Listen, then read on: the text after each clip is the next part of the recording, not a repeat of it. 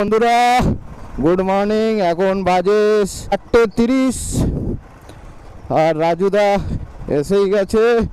আমি আমার বাড়ির থেকে এখন বার হচ্ছি। মিঠুনদার ওখানে যাব। মিঠুনদা জোড়া মন্দিরে দাঁড়িয়ে আছে। আর সত্যি কথা বলতে এত আনন্দ হচ্ছে বলে তোমাদেরকে হারগিজ আমি বোঝাতে পারবো না। আল্লাহর নাম করে বার হচ্ছি। বাড়িতে সবাই চিন্তা করছে, সব ফ্যামিলি উঠেছিল, যেহেতু এত সকালবেলা আমি কোনো দিনের জন্যই বার হই না। যেহেতু পুরো শিলিগুড়ি পৌঁছানোর কথা, মিঠুনদা তো বারবার ফোন করে যাচ্ছে, রে দাদা কোথায় কোথায়। আরে রেডি হব তারপরে তো আগের থেকে অনেক কিছুই সিস্টেম চেঞ্জ করেছি গাড়ির।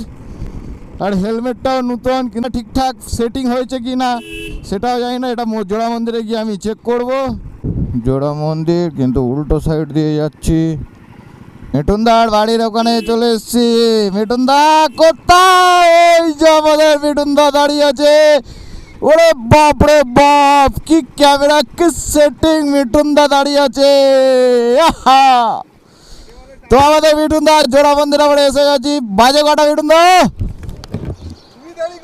আমি তো দেরি করব। তো আমরা রওনা নিচ্ছি। তিনটে বাইক ডবল ইন্ডিকেটর দিয়ে দাও মিঠুনদা। তো রাজুদা ওখানে দাঁড়িয়ে আছে।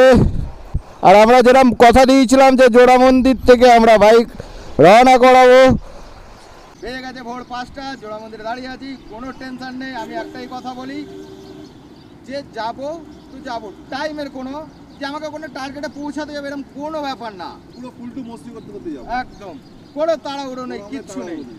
আমরা পুরো মজা করতে করতে যাবো, সবাই দেখবে।